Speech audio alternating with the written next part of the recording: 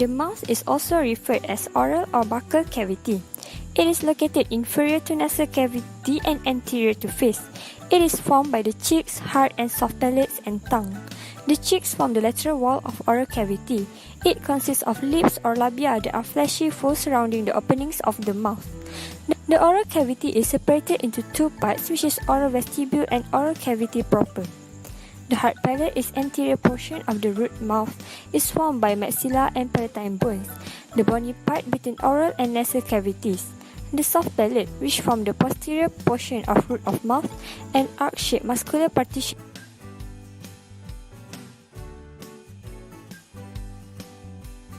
Larynx is body cavity that connects the nasal and oral cavities with the larynx and esophagus, and commonly referred as the throat.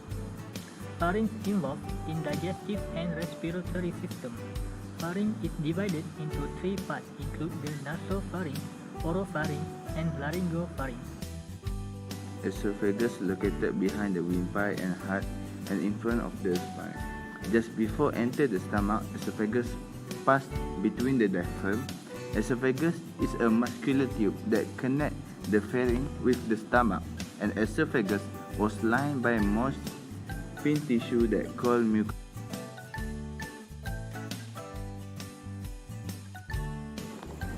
Stomach is located inferior to the diaphragm. The characteristics of the stomach are: firstly, it is a dilated portion of alimentary canal between esophagus and duodenum. It is a muscular organ.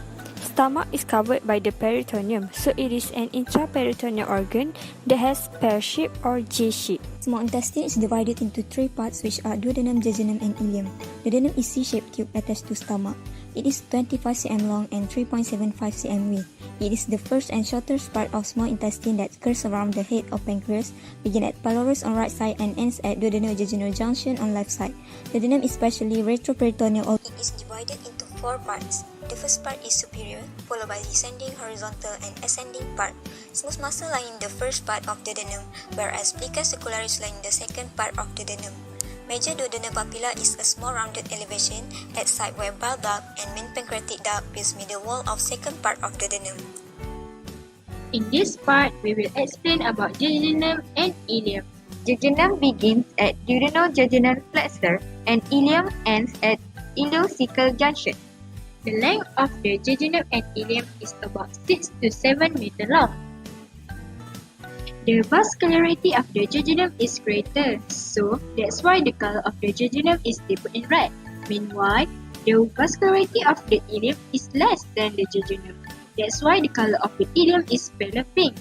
For the wall of the jejunum is thick and heavy. For the wall of the ileum is thin and light. The plica secularis of the jejunum is large, tall, and closely packed. It is also known as the valve of Catherine.